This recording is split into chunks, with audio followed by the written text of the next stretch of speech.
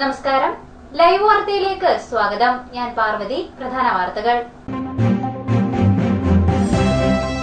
VM Sudheeran നയിക്കുന്ന ജനപക്ഷയാത്ര ബുധനാഴ്ച കൊല്ലം ജില്ലയിൽ പര്യടനം തുടങ്ങുന്നു. സ്വീകരണ പരിപാടി തുടങ്ങുന്നത് പത്തനാപുരത്ത്.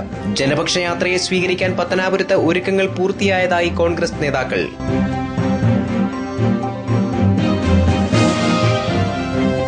വിശുദ്ധരുടെ ഗണത്തിലേക്ക് ഉയർത്തപ്പെട്ട ചാവറയച്ചനെയും ഏവുപ്രാസ്യമ്മയെയും വാഴ്ത്തി പുനലൂരിൽ കത്തോലിക്ക സഭയുടെ വിശ്വാസ പ്രഖ്യാപന റാലി.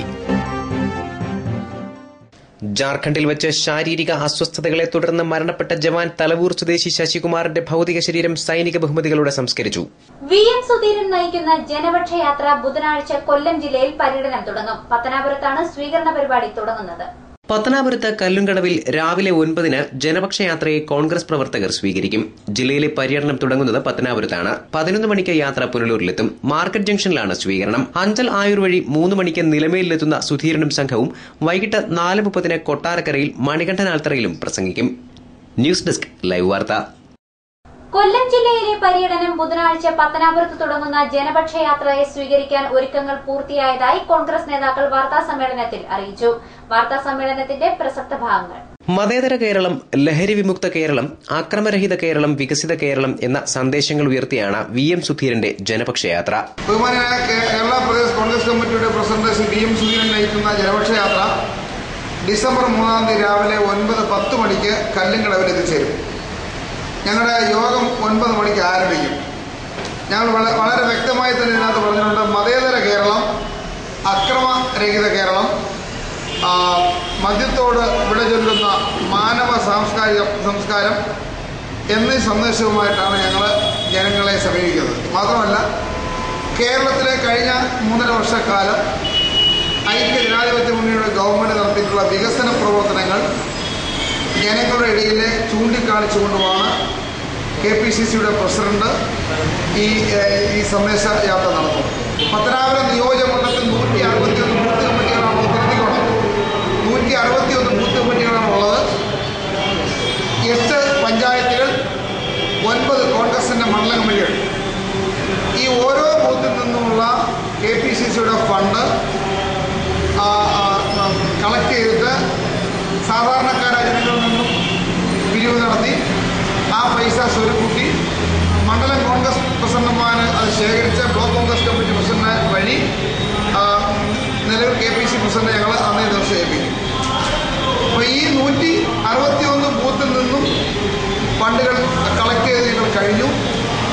ഞങ്ങളുടെ ജനപക്ഷയാത്ര ഈ ജില്ലാ അതിർത്തിയായ പത്തനാപുരത്ത് സ്വീകരിക്കുന്നതിനെ സംബന്ധിച്ചുള്ള ഒരുക്കങ്ങൾ ഞങ്ങൾ പൂർത്തിയായി. കൊല്ലം ജില്ലയിലെയും കേരള പ്രദേശ് കോൺഗ്രസ് കമ്മിറ്റിയുടെയും സന്നദ്ധരായ നേതാക്കന്മാരും അവിടെ എത്തിച്ചേർന്ന് സ്വീകരിക്കാം. ഇവിടെ നിന്നും സ്വീകരിച്ച് ഇവിടുത്തെ പൊതുസമ്മേളനം 10 മണിക്ക് ആരംഭിക്കും. 10 മണിക്ക് പൊതുസമ്മേളനം കഴിഞ്ഞാൽ ഉടൻ തന്നെ നേരെ പുനലൂർ, പത്തനാപുരം, പിറവന്തൂർ, അലുമുക്ക് വഴി പുനലൂരിലേക്കാണ്. പുനലൂരിൽ നിന്നും നേരെ ചടയമംഗലം നിയോജകമണ്ഡലത്തെ കേന്ദ്രീകരിച്ച് നിലമേൽ എത്തിച്ചേരും. നിലമേൽ നിന്ന് നേരെ കൊട്ടാരക്കരയിൽ നിന്ന് നേരെ കുന്നത്തൂർ, അന്ന് അവിടെ സമാപിക്കുന്നതാണ് പരിപാടി. KPCC നിർവാഹക സമിതി അംഗം CR Najeeb, block Congress president M Sheikh Pareed, JL Nazeer, Pallithoppil Shibu, JM Shaiju തുടങ്ങിയവർ വാർത്താസമ്മേളനത്തിൽ പങ്കെടുത്തു. News bureau, Pathanapuram.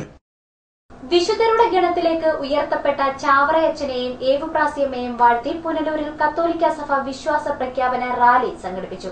TB junction സമീപം സെന്റ് ജോസഫ് മലങ്കര കത്തോലിക്ക പള്ളിയിൽ നിന്ന് ആരംഭിച്ച റാലി നെല്ലിപ്പള്ളി മുക്കടവ് നിർമ്മൽഗിരി CMI ആശ്രമത്തിൽ സമാപിച്ചു.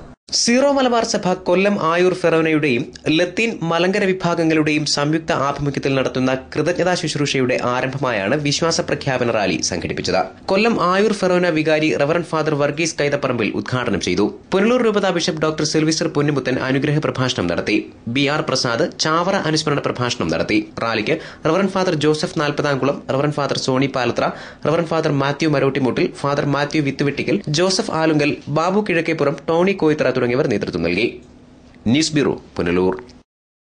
ജാർഖണ്ഡിൽ വെച്ച് ശാരീരിക അസ്വസ്ഥതകളെ തുടർന്ന് മരണപ്പെട്ട ജവാൻ തലവൂർ സ്വദേശി ശശികുമാറിന്റെ ഭൌതിക ശരീരം സൈനിക ബഹുമതികളോടെ സംസ്കരിച്ചു. വൻ ജനാവലി ആദരാഞ്ജലികൾ അർപ്പിച്ചു.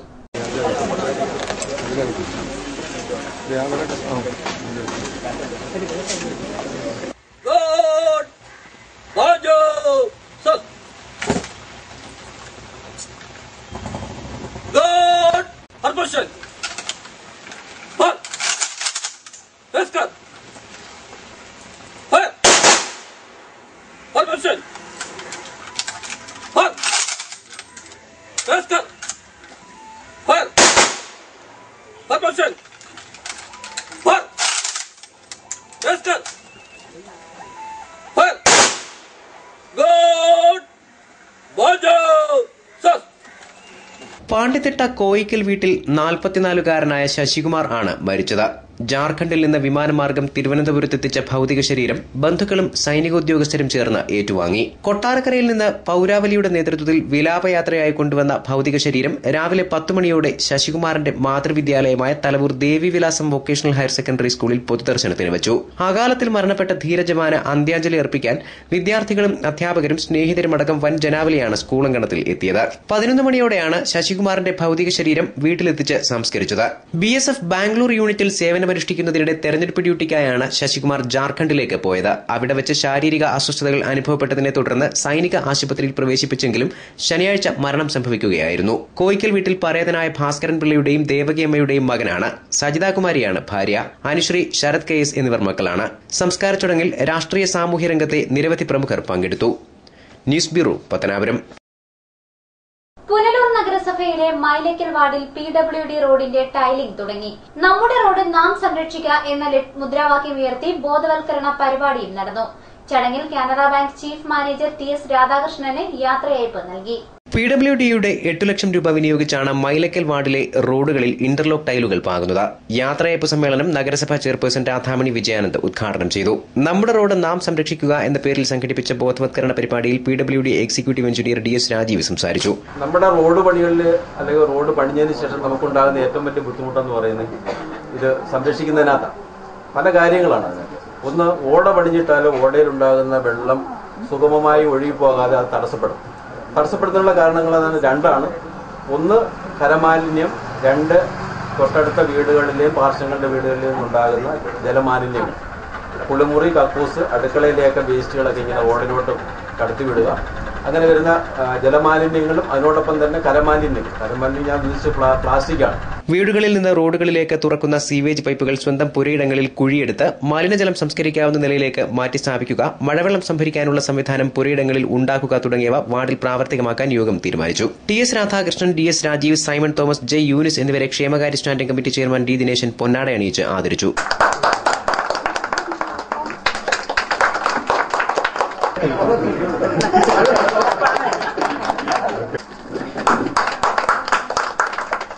Kudumbashree chairperson Vimala Muraleedharan, ward councillor VP Unnikrishnan, professor S Komalavalli തുടങ്ങിയവർ സംസാരിച്ചു. News bureau, Punalur. അഖിലേന്ത്യാ അവാർഡി ടീച്ചേഴ്സ് ഫെഡറേഷന്റെ ഗുരുശ്രേഷ്ഠ പുരസ്കാരം അധ്യാപകനും സാംസ്കാരിക പ്രവർത്തകനുമായ D ദേവരാജൻ നായർക്ക്. സമഗ്ര സംഭാവനയ്ക്കാണ് പുരസ്കാരം. ഇടമൺ വൊക്കേഷണൽ ഹയർ സെക്കൻഡറി സ്കൂളിലെ മുൻ പ്രിൻസിപ്പലാണ് B ദേവരാജൻ നായർ. ചെറുകഥാകൃത്ത്, നാടക നടൻ, സംവിധായകൻ, വിദ്യാഭ്യാസ പ്രവർത്തകൻ, സാംസ്കാരിക പ്രവർത്തകൻ എന്നീ നിലകളിൽ അദ്ദേഹം നൽകിയ സംഭാവനകളെ മാനിച്ചാണ് പുരസ്കാരം. തെന്മല ഗ്രാമപഞ്ചായത്തിലെ സാക്ഷരതാ പ്രവർത്തനങ്ങൾ, ജനകീയാസൂത്രണ പരിപാടികൾ, റിപ്പബ്ലിക് ദിനാഘോഷ പരിപാടികൾ എന്നിവയ്ക്ക് നേതൃത്വപരമായ പങ്ക് ഇദ്ദേഹം വഹിച്ചിരുന്നു. പാഠ്യേതര പ്രവർത്തനങ്ങളിൽ നമ്മൾ ബന്ധപ്പെട്ട് പ്രവർത്തിക്കുക എന്നുള്ളതാണ്. അതോടൊപ്പം തന്നെ പ്രവർത്തിക്കുന്ന അധ്യാപകന്റെ ഒരു സാമൂഹിക പരിഷ്കർത്താവ് എന്ന നിലയിലാണ് ഈ സാക്ഷരതാ പ്രവർത്തനങ്ങൾക്ക് ഒരു മാസ്റ്റർ ട്രെയിനറായിട്ട് സേവനമനുഷ്ഠിച്ചിരുന്നു. അതോടൊപ്പം ജനകീയാസൂത്രണ പരിപാടികൾ അവിടെ നടപ്പിലാക്കിയപ്പോൾ അതിന്റെ പദ്ധതി രേഖ തയ്യാറാക്കുന്നതിലും അത് നടപ്പിലാക്കുന്നതിനും ഒക്കെ നമ്മളൊരു നിർണായകമായ പങ്ക്, ഒരു നേതൃത്വപരമായ പങ്ക് അത് വഹിച്ചിരുന്നു. സമൂഹത്തിലേക്ക് നമ്മൾ ഇറങ്ങി ചെല്ലുമ്പോൾ പച്ചയായ യാഥാർത്ഥ്യങ്ങൾ, നമുക്ക് സാധാരണപ്പെട്ട ആൾക്കാരുടെ കഷ്ടപ്പാടുകള്, വേദനകള്, അവരുടെ ബുദ്ധിമുട്ടുകള്, സാമൂഹികമായ മറ്റ് പ്രശ്നങ്ങള്, അല്ലെങ്കിൽ തൊഴിൽപരമായ പ്രശ്നങ്ങള്, ഇവയെല്ലാം നമുക്ക് നേരിട്ട് കാണാനും അത് മനസ്സിലാക്കുവാനും ഒക്കെ കഴിയണം. അങ്ങനെയുള്ള ഭൗതിക സാഹചര്യത്തിൽ നിന്നാണ് യഥാർത്ഥത്തിൽ നമ്മുടെ വിദ്യാർത്ഥികൾ, പ്രത്യേകിച്ച് കിഴക്കൻ മലയോര വിദ്യാർത്ഥികൾ നമ്മുടെ വിദ്യാഭ്യാസ സ്ഥാപനങ്ങളിൽ എത്തിച്ചേരുന്നത്. അപ്പോഴവരെ അതിൽ നിന്നൊക്കെ ഒരു ആശ്വാസം നൽകാൻ ഉള്ള ശ്രമം കൂടി ഈ പാർട്ടി പ്രവർത്തനത്തോടൊപ്പം നമ്മൾ നടത്തുന്നു എന്നുള്ളതാണ്. ഇദ്ദേഹത്തിന്റെ നിരവധി ചെറുകഥകൾ ആനുകാലികങ്ങൾ പ്രസിദ്ധീകരിച്ചിട്ടുണ്ട്. നിലവിൽ കരുകോൺ നാഷണൽ പബ്ലിക് സ്കൂളിലെ പ്രിൻസിപ്പലായി സേവനമനുഷ്ഠിക്കുന്ന ഇദ്ദേഹം ഗ്രന്ഥശാല സംഘം പ്രവർത്തകൻ കൂടിയാണ്. വിവിധ തരം സിലബസുകൾ രാജ്യത്തുണ്ടെങ്കിലും ഇവയിലെല്ലാം വിദ്യാർത്ഥിയെ സമൂഹത്തിനുതകുന്ന വ്യക്തിയാക്കി വളർത്തിയെടുക്കുന്ന ഒരു അന്തർധാരയുണ്ടെന്ന് ബി ദേവരാജൻ നായർ പറഞ്ഞു. പലതരം സിലബസുകൾ പലതരം പൌരന്മാരെ സൃഷ്ടിക്കുമെന്ന ലൈവ് വാർത്തയുടെ ചൂണ്ടിക്കാട്ടലിനോട് പ്രതികരിക്കുകയായിരുന്നു അദ്ദേഹം. നമ്മുടെ രാജ്യത്ത് ഒരു 3-4 സിലബസുകളല്ല യഥാർത്ഥത്തിൽ. ഉദാഹരണത്തിന് കേന്ദ്രീയ വിദ്യാലയങ്ങളുണ്ട്, നവോദയ വിദ്യാലയങ്ങളുണ്ട്, പിന്നെ അതുപോലെ തന്നെ CBSE, ICSE, ലണ്ടൻ കേന്ദ്രീകരിച്ചുള്ള സിലബസുള്ള സ്കൂളുകൾ നടപ്പിലാക്കുന്നുണ്ട്. സാധാരണ പൊതുവിദ്യാഭ്യാസ സ്ഥാപനങ്ങളും നമ്മുടെ വിദ്യാലയങ്ങൾ പ്രവർത്തിക്കും. പക്ഷേ അത് നമ്മുടെ നാട്ടിലെ ഒരു വൈവിധ്യങ്ങളുടെ ഒരു സവിശേഷതയാണെന്ന് പറയാം. കാരണം ഹിമാചൽ പ്രദേശിൽ പഠിക്കുന്ന ഒരു കുട്ടി കേരളത്തിലേക്ക് ട്രാൻസ്ഫർ ആയി വരുമ്പോൾ അവന് പഠിക്കാൻ ഇവിടെ പോകും. നമ്മുടെ പൊതുവിദ്യാഭ്യാസ സ്ഥാപനങ്ങളിൽ ബുദ്ധിമുട്ടുണ്ടാവും. അപ്പോഴങ്ങനെ വരുമ്പോൾ ഇത് നമുക്ക് ഒഴിച്ചുകൂടാനൊക്കാത്ത ഒരു സാഹചര്യത്തിലേക്ക് വിവിധ തരത്തിലുള്ള സിലബസുകളുടെ ആവിഷ്കാരം കൊണ്ട് എത്തി നിൽക്കുന്ന ഒരു സാഹചര്യമാണ്. അതൊന്നും ഒഴിച്ചു മാറാം. പക്ഷേ എല്ലാത്തിലും അടിസ്ഥാനപരമായി ഇപ്പോൾ വിദ്യാഭ്യാസത്തിന്റെ കാഴ്ചപ്പാട് തന്നെ യഥാർത്ഥത്തിൽ ഈ വ്യക്തിത്വ വികസനം എന്നുള്ളതല്ല. അതിൽ നിന്നൊക്കെ അതീതമായിട്ട് ഒരു സാമൂഹ്യ വികസനത്തിന് ഉതകുന്ന തരത്തിൽ വ്യക്തിയെ തയ്യാറാക്കുക എന്നുള്ളതാണ്. ആ ഒരു തരത്തിൽ ആ ഒരു കാഴ്ചപ്പാടോടുകൂടി എല്ലാ സിലബസിലും ഏകീകൃതമായ ഒരു അന്തർധാര ഉണ്ട് എന്ന് നമുക്ക് വസ്തുനിഷ്ഠമായി പരിശോധിച്ചാൽ മനസ്സിലാക്കാൻ കഴിയുന്നതാണ്. ന്യൂസ് ഡെസ്ക് ലൈവ് വാർത്ത. പെൻഷൻ ബാധ്യത സർക്കാർ ഏറ്റെടുക്കണമെന്നാവശ്യപ്പെട്ട് KSRTC പെൻഷൻകാർ കൊട്ടാരക്കരയിൽ MC റോഡ് ഉപരോധിച്ചു. നിരന്തര സമരങ്ങൾക്ക് ഫലമുണ്ടാകാതെ വന്നപ്പോഴാണ് സമരക്കാർ ഗതാഗതം തടഞ്ഞ് സമരം ചെയ്തത്. KSRTC പെൻഷനേഴ്സ് ഓർഗനൈസേഷന്റെ നേതൃത്വത്തിലായിരുന്നു സമരം. മാസങ്ങളായുള്ള പെൻഷൻ കുടിശ്ശിക ഉടൻ വിതരണം ചെയ്യുക, പെൻഷൻ ബാധ്യത സർക്കാർ ഏറ്റെടുക്കുക എന്നിവയായിരുന്നു സമരക്കാരുടെ പ്രധാന ആവശ്യങ്ങൾ. ഉപരോധം തടയാനുള്ള പോലീസിന്റെ ശ്രമം സംഘർഷാവസ്ഥ സൃഷ്ടിച്ചു. ഉപരോധം തുടങ്ങിയതോടെ 1 മണിക്കൂറോളം കൊട്ടാരക്കരയിൽ MC റോഡ് സ്തംഭിച്ചു. ഗതാഗതക്കുരുക്കിലായ പട്ടണത്തിൽ വാഹനങ്ങളുടെ നിര കിലോമീറ്ററുകൾ നീണ്ടു. AITUC സംസ്ഥാന സമിതി അംഗം KS ഇന്ദുശേഖരൻ നായർ ഉദ്ഘാടനം ചെയ്യുമ്പോൾ തന്നെ സമരക്കാരെ പിരിച്ചുവിടാൻ പോലീസ് ശ്രമിച്ചത് സംഘർഷാവസ്ഥയ്ക്ക് വഴിവെക്കുകയായിരുന്നു. സംസ്ഥാന വ്യാപകമായ സമരത്തിന്റെ ഭാഗമായാണ് 1 മണിക്കൂർ റോഡ് ഉപരോധമെന്നും മുൻകൂട്ടി പ്രഖ്യാപിച്ച സമരത്തിൽ നിന്ന് പിന്നോട്ടില്ലെന്നും സമരക്കാർ നിലപാട് വ്യക്തമാക്കി. CIയുടെയും DYSPയുടെയും നേതൃത്വത്തിൽ സമരക്കാരെ പിന്തിരിപ്പിക്കാൻ ശ്രമിച്ചെങ്കിലും വിജയിച്ചില്ല. ഒടുവിൽ സമരക്കാരെ അറസ്റ്റ് ചെയ്തു നീക്കാൻ തീരുമാനമായപ്പോഴേക്കും ഉപരോധം 1 മണിക്കൂർ പിന്നിടുകയും സമരക്കാർ സ്വയം പിരിയുകയും ചെയ്തു. നല്ല കാലം മുഴുവൻ ജോലി ചെയ്തിട്ടും ജീവിത സഹായനത്തിൽ പെൻഷൻ പോലും ലഭിക്കാത്ത അവസ്ഥ തങ്ങളുടെ ജീവിതത്തെ ദുരിതപൂർണ്ണമാക്കുകയാണെന്ന് സമരക്കാർ വ്യക്തമാക്കി. ഭൂരിഭാഗത്തിനും നിത്യചെലവിനും മരുന്ന് വാങ്ങാനും പെൻഷൻ മാത്രമാണ് ആശ്രയം. മാസങ്ങളായി KSRTC ഡിപ്പോകളിൽ ഉപരോധ സമരവും പട്ടിണി സമരവും നടത്തിയിട്ടും ഫലമില്ലാതായതോടെയാണ് തങ്ങൾക്ക് തെരുവിലേക്ക് ഇറങ്ങേണ്ടി വന്നതെന്ന് ഇവർ ചൂണ്ടിക്കാട്ടി. വനം വകുപ്പ് മന്ത്രിയായിരുന്നാൽ മതി, ട്രാൻസ്പോർട്ടിന്റെ ചുമതലയിൽ നിന്ന് വിടണം. ഇന്നു മുതൽ ഞങ്ങൾ ട്രാൻസ്പോർട്ടിൽ മന്ത്രി ആരെങ്കിലും ചുമതല ഉള്ളതായി ഈ പെൻഷൻകാർ ഞങ്ങൾ അംഗീകരിക്കുന്നില്ല. ഒരു വകുപ്പ് മന്ത്രി ഉണ്ടെങ്കിൽ തീർച്ചയായും ആ വകുപ്പ് മന്ത്രിക്ക് ഉത്തരവാദിത്വമുണ്ട്. News bureau, Kottarakkara. സനാതന ധർമ്മ സംരക്ഷണ സമിതിയുടെ നേതൃത്വത്തിൽ മുളന്തടം ശ്രീ മുത്താരമ്മൻ കോവിലിൽ അയ്യപ്പ ഭാഗവത പഞ്ചദിന ജ്ഞാനയജ്ഞം സംഘടിപ്പിക്കുന്നു. ഡിസംബർ 3 മുതൽ 7 വരെയാണ് യജ്ഞം. അയ്യപ്പ ഭാഗവത പാരായണം, വ്യാഖ്യാനം, പ്രഭാഷണം എന്നിവ എല്ലാ ദിവസവും ഉണ്ടാവുമെന്ന് സനാതന ധർമ്മ സംരക്ഷണ സമിതി സെക്രട്ടറി മാത്ര സുന്ദരേശൻ അറിയിച്ചു. ഭർത്താവ് ഉപേക്ഷിച്ച യുവതിയും പറക്കമുറ്റാത്ത 4 കുഞ്ഞുങ്ങളും ഒരു നേരത്തെ ആഹാരത്തിന് പോലും വകയില്ലാതെ ദുരിതത്തിൽ. ചിതറ കുറക്കോട് പരുത്തിവിളയ്ക്ക് സമീപത്തെ ഒരു ഷെഡിലാണ് യുവതിയും 4 കുഞ്ഞുങ്ങളും കഴിയുന്നത്.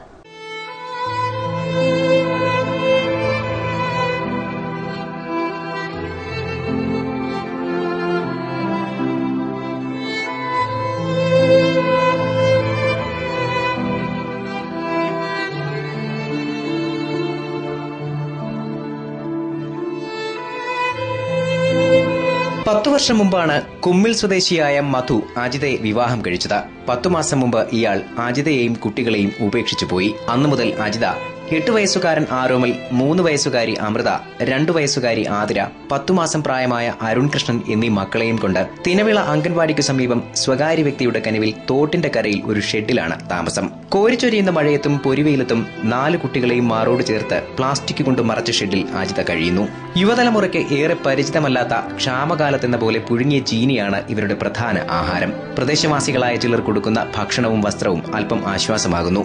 ഭർത്താവ് കളഞ്ഞിട്ട് പോയിട്ട് 10 മാസമായി. ഞങ്ങളൊരു വാടക വീട്ടിലായിരുന്നു. ആ വാടക വീട്ടിൽ നിന്ന് അവിടുന്ന് ഒഴിഞ്ഞു കൊടുക്കണമെന്ന് പറഞ്ഞു. അങ്ങനെ ആ വാടക വീട് ഞങ്ങൾക്ക് താമസിക്കാനായിട്ട് എടുത്തുകൊണ്ട് വരാൻ പറഞ്ഞ് പോയവർക്ക് പിന്നെ ഇവിടെ വന്നിട്ടില്ല. പിന്നെ വന്ന് 6 മാസം കഴിഞ്ഞ് ഇവിടെ വന്നിട്ടേ ഉള്ളൂ. പിന്നെ ഇവിടെ വന്നിട്ടില്ല. ഞങ്ങൾക്ക് ജീവിക്കാൻ വേറൊരു നിവൃത്തിയില്ല. ഇവിടെ ഉള്ള നാട്ടുകാരും പിന്നെ എൻ്റെ മൂത്തച്ഛനും മൂത്തമ്മനും ഇവിടെ താമസിക്കുന്നു. അവരെ കൈ കിട്ടുമ്പോൾ അവരാണ് ഞങ്ങൾക്ക് ആഹാരമൊക്കെ തരണം. കനത്ത മഴയിൽ തോട് കരകവിഞ്ഞൊഴുകിയതിനെ തുടർന്ന് അജിതയുടെ ഷെഡിൽ വെള്ളം കയറി. തുടർന്ന് സമീപത്തെ വീട്ടിൽ അഭയം തേടി. ബന്ധുക്കളായി സമീപത്ത് വൃദ്ധ ദമ്പതികളുണ്ടെങ്കിലും എന്തെങ്കിലും സഹായം ചെയ്യാൻ അവർക്ക് പ്രയാസമാണ്.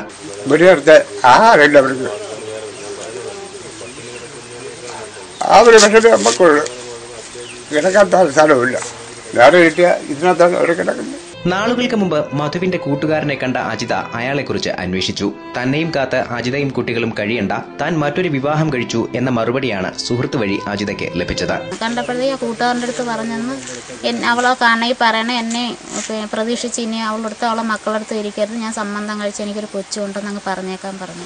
മധുവിന്റെ ഭാര്യയാണെന്ന് തെളിയിക്കാൻ മതിയായ രേഖകളൊന്നും അജിതയുടെ കൈവശമില്ല. 8 വയസ്സുകാരനായ ആരോമൽ സമീപത്തെ വീടുകളിൽ നിന്ന് രാവിലത്തെ ആഹാരത്തിനുള്ള വക അത്യാവശ്യം കണ്ടെത്തിയ ശേഷമാണ് സ്കൂളിൽ പോകുന്നത്. പിന്നെ ഈ കൊച്ചാണ് നേരം വെളുത്തെങ്കിലും പോയി ഞങ്ങൾക്ക് ആഹാരമൊക്കെ കൊണ്ട് തന്നിട്ടാണ് സ്കൂളിൽ പോകുന്നത്.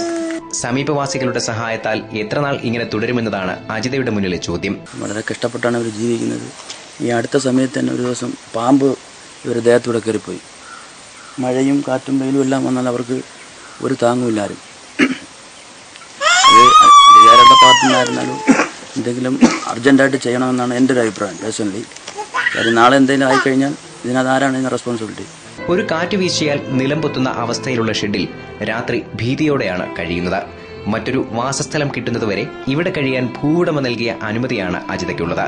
സന്മനസ്സുകളുടെ സഹായഹസ്തം നോക്കി അജിതയും കുട്ടികളും ഷെഡിനുള്ളിൽ ഭയന്നു കഴിയുന്നു. ന്യൂസ് ബ്യൂറോ, കടക്കൽ.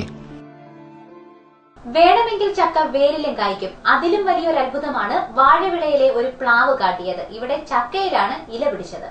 വാഴവിള കാഞ്ഞിരമുക്ക് അജി ഭവനിൽ അജിയുടെ പറമ്പിലാണ് ഇലകളിർത്ത ചക്കകളുമായി ഒരു പ്ലാവ് നിൽക്കുന്നത്. ആഴ്ചകൾ മാത്രമാണ് ഈ ചക്കകൾക്ക് പ്രായമുള്ളത്. കുരുപാകമാകാത്ത ഈ കുഞ്ഞു ചക്കയിൽ എങ്ങനെ ഇല വരും? നാമ്പോട് കൂടി വളർന്നാൽ ഇതിൽ വേറെ ചക്ക ഇനി പിടിക്കുമോ? ഇങ്ങനെ പലവിധ സംശയങ്ങളാണ് നാട്ടുകാർ ഉന്നയിക്കുന്നത്. ഒരു ചക്കയുടെ ഭാരം ഏകദേശം 1 കിലോഗ്രാം. ഇത്തരത്തിൽ 2 ചക്കകളിലാണ് ഇലകളിർത്തത്. അജിയാണ് ആദ്യം തന്റെ പറമ്പിലെ ചക്കയുടെ അത്ഭുതം കണ്ടെത്തിയത്.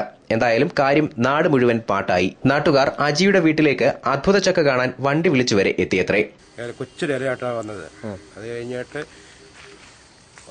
ഒരാഴ്ച കഴിഞ്ഞപ്പം വലിയൊരു ഇലയായിട്ട് ഇവിടെ ആദ്യമായിട്ടാണ് കാണുന്നത്. ആദ്യമായിട്ടാണ്. ബാക്കിയുള്ള ചക്കകളിൽ ഇല വരുമോ എന്ന് കാത്തിരിക്കുകയാണ് കർഷകനായ അജി. News bureau, Kottarakkara. പുനലൂർ ഉപജില്ലാ സ്കൂൾ കലോത്സവം ഡിസംബർ 3 മുതൽ 6 വരെ പുനലൂർ ബോയ്സ് ഹയർ സെക്കൻഡറി സ്കൂളിലും ഗേൾസ് ഹൈസ്കൂളിലുമായി നടക്കും. 80 സ്കൂളുകളിൽ നിന്നായി 2500 പ്രതിഭകളാണ് മാറ്റുരയ്ക്കുന്നത്.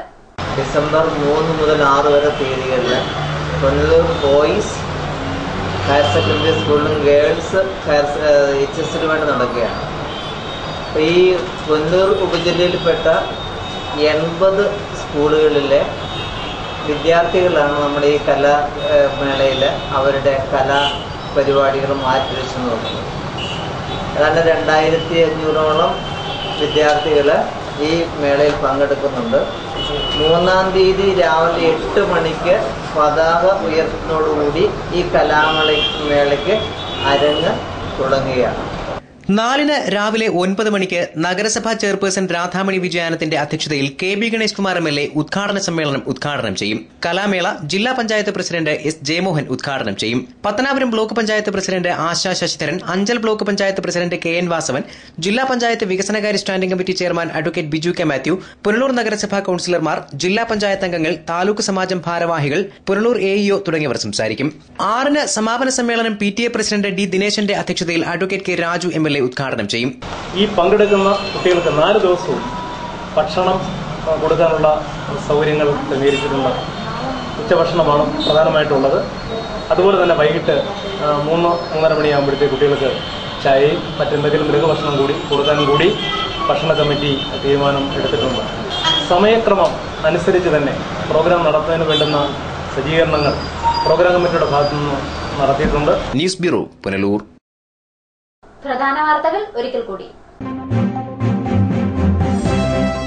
VM സുധീരൻ നയിക്കുന്ന ജനപക്ഷയാത്ര ബുധനാഴ്ച കൊല്ലം ജില്ലയിൽ പര്യടനം തുടങ്ങുന്നു. സ്വീകരണ പരിപാടി തുടങ്ങുന്നത് പത്തനാപുരത്ത്. ജനപക്ഷയാത്രയെ സ്വീകരിക്കാൻ പത്തനാപുരത്ത് ഒരുക്കങ്ങൾ പൂർത്തിയായതായി കോൺഗ്രസ് നേതാക്കൾ.